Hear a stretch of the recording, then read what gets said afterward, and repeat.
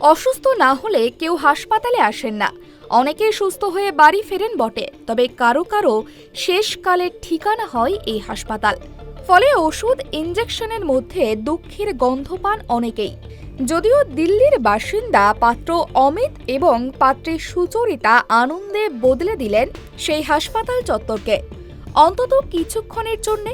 এমনকি কঠিন রোগ বাধা হতে পারল না। শনিবার 2.5 বছরের ভালোবাসার পূর্ণতা পেল দুর্গাপুরের একটি বেসরকারি হাসপাতালে। একটা আলাদা যেমন অনুভূতি, তেমন একটা বিরাট দুঃখের। তার কারণ আমি অ্যারেঞ্জমেন্ট করেছিলাম যে জিনিস, সেখানে আমার সব রিলেটিভ দিককে নিয়ে আসা এখানে পসিবল হয়নি। কিন্তু বিয়েটা আমার খুব আবশ্যক ছিল, প্রয়োজন ছিল সেটা। আর এটা একটা জীবনের নতুন ধরনের এক্সপিরিয়েন্স। এরকম অবস্থার মধ্যে আমি পড়বো এটা আমি জীবনে কোনোদিন ভাবিনি। তবে আমার অনুভূতি খারাপ লাগছে না, ভালো লাগছে যে এরকম একটা সিচুয়েশনে, এরকম একটা নতুনত্বর মধ্যে দিয়ে আমার মেয়ের বিয়ে হবে, এটা আমি কল্পনাও করিনি। কিন্তু এটা যথেষ্ট ভালো হয়েছে।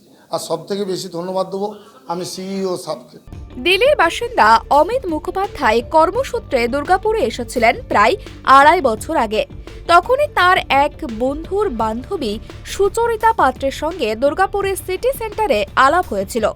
ধীরে ধীরে পরিচয় গাঢ় হয়, দুজনের মধ্যে গড়ে ওঠে ভালোবাসার সম্পর্ক। শনিবার 2রা মার্চ বিবাহ বন্ধনে আবদ্ধ হলেন ওরা। বিষয়টা মোটেই সোজা ছিল না, বিশেষত অমিতের জন্য।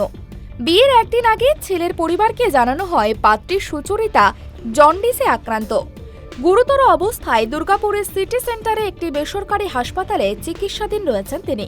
যদিও গভীর প্রেমের সম্পর্কে বাধা হতে পারেনি কঠিন ব্যাধি। অমিত জানান সুচরিতাকেই বিয়ে করবেন তিনি। শেষ পর্যন্ত কর্তৃপক্ষের অনুমতিতে হাসপাতালের নির্দিষ্ট ওয়ার্ডেই শনিবার সন্ধ্যায় শাস্ত্র মতেই পুরোহিতের উপস্থিতিতে বিয়ে করেন অমিত ও সুচরিতা। কাম অ্যারেঞ্জ ম্যারেজ।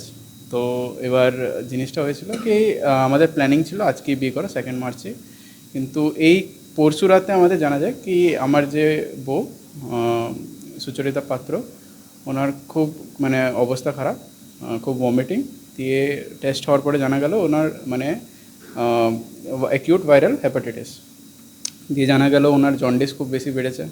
তো দিয়ে আমার সাথে যখন ফোনে কথা হচ্ছিলো দিয়ে কাঁদছিল কি আমাদের আর বিয়েটা হচ্ছে না, তখন আমি বলেছিলাম যাই হয়ে যাক না কেন বিয়েটা হবে।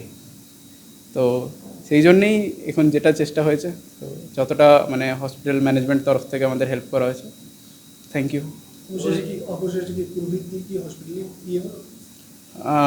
প্রসেসটা হচ্ছে কিছুটা আমরা ঘরে করে এসেছিলাম, আমরা যেখানে লজটা বুকিং ছিল। আর এই বিয়েতে খুশি পাত্র পাত্রের পরিবারও। অমিত, সুচরিতা এবং তাদের পরিবারকে সাধুবাদ জানিয়েছেন হাসপাতাল কর্তৃপক্ষ। পেশেন্টের নাম হচ্ছে সুচরিতা পাত্র।